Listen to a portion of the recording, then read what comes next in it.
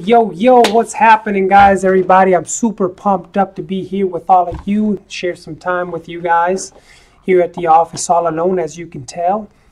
But the subject for today, I just want to talk a little bit about leadership and true leadership, servant leadership, right? And all of us are in some way, shape, or form a leader, right? We have people that we influence in our lives, and that we make some type of impact and add some type of value. And so I've been thinking a lot about this lately, about leadership and what a true leader looks like.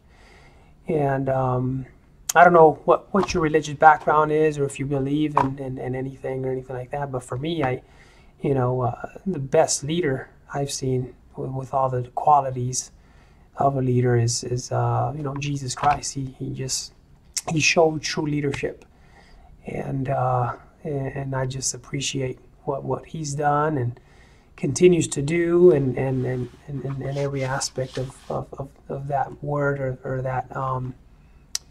that thing that so many of us want, right? Leadership. How can I be a better leader? How can I inspire? How can I help? How can I serve? How can I be kind? How can I love everybody the right way and in the best way possible without letting other things get in the way of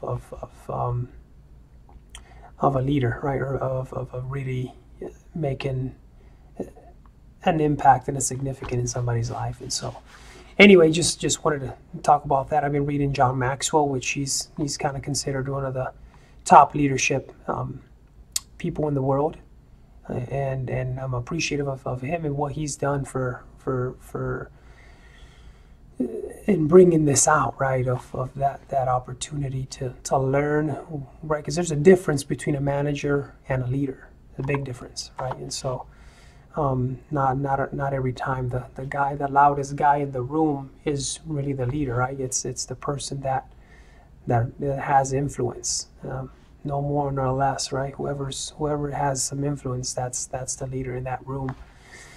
And then you never want to be in a room where you're the smartest guy, you're the most influential one, right? You want to be surrounded by other people that are greater than you, so that you can continue to grow. Because once you stop growing, you're kind of dead.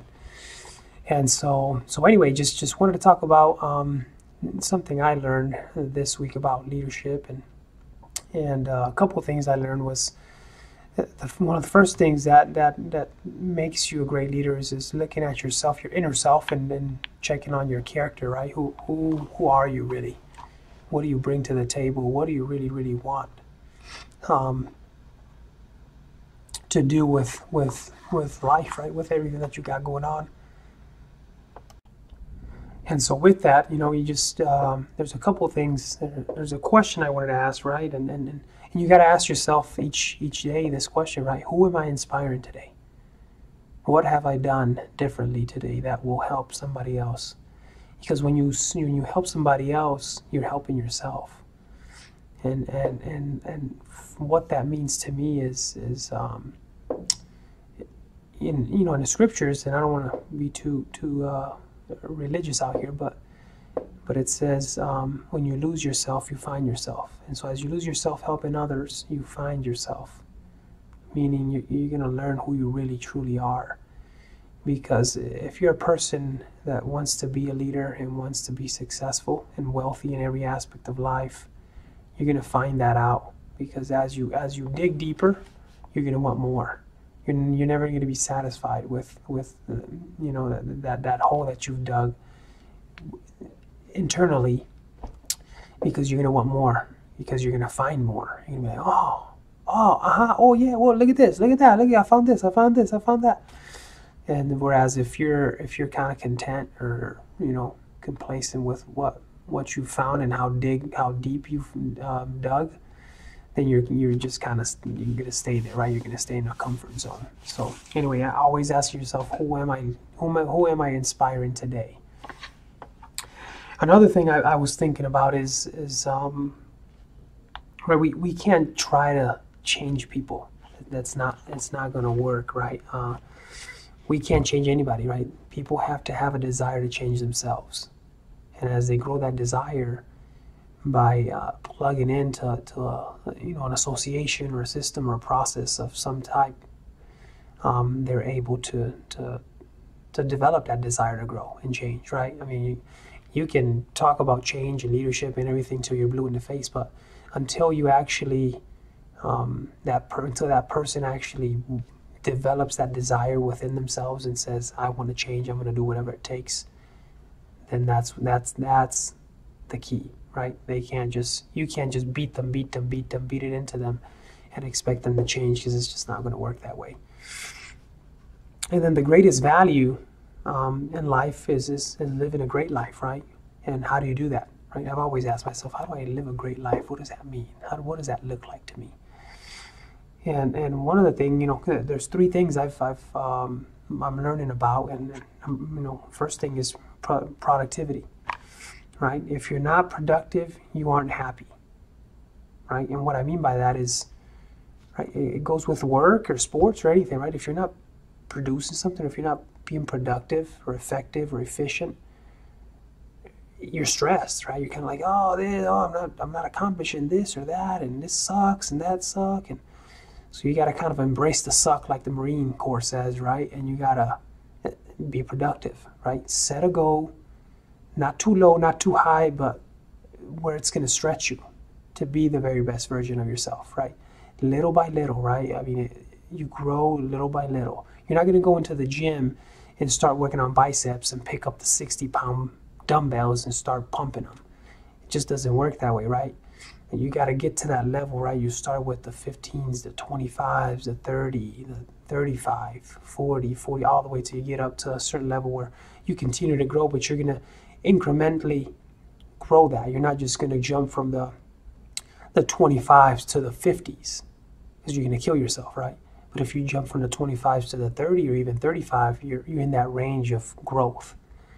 Once you go more than that, you're just gonna shoot too far, and then you're not gonna make it, right? And so, not that failure is great. Failure is the best teacher, right? And that's what I found in my life. When you fail, you learn the most, and you either win or you learn, right? That's just, you don't win or lose. You win or you learn, right? If you want to think of it as you win or you lose, then you're really not going to go anywhere. But if you think of it as you either win or you learn, then you're going to have a structure for you to continue on in the direction of progress. Anyway, number 2 is friends, right? Relationships. Relationships are essential, right? Having a great association, the top 5 people that you surround yourself with is who you're kind of going to be. That's just, studies show that, right? It's just a fact. If you're hanging out with 5 people that love playing video games, love watching Netflix, love just hanging out, not really doing much with their lives, then you kind of fall into that, right? You kind of start to, hey, which show are you watching? Oh, I'm watching that. Okay, so you tend to start to watch the same things. You start to act the same way, and next thing you know, 10 years go down the road, and you're kind of doing the same thing as everybody else. But if you surround yourself with 5 people that are reading books, that they're exercising, they're building great habits, they're serving, they're helping people, they're making impact or adding value, then what do you think is going to happen with you? You're going to gravitate to that. You're going to add value. You're going to do all these things that they're doing and more, because you're just learning and growing and progressing.